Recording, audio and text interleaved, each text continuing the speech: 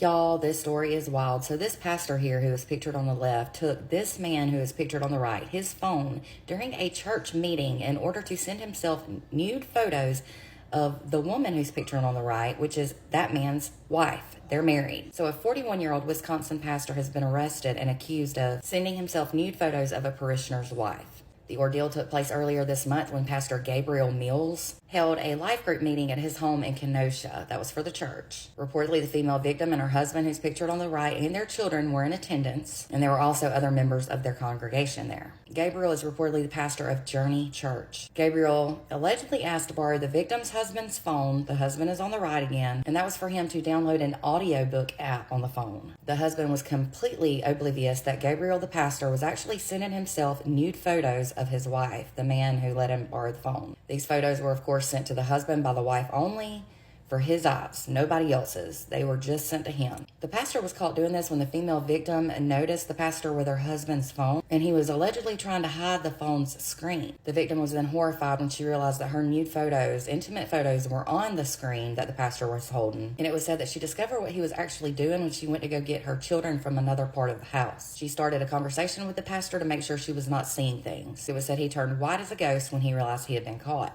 Gabriel reportedly tried to convince the wife, the victim, that the woman on the phone was actually his wife.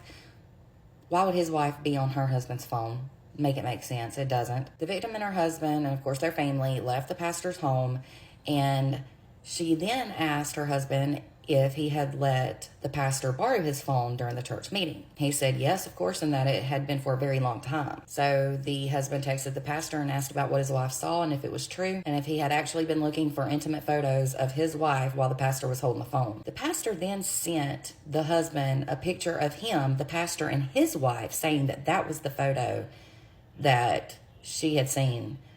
Why would there be a photo of them in the husband's phone, though?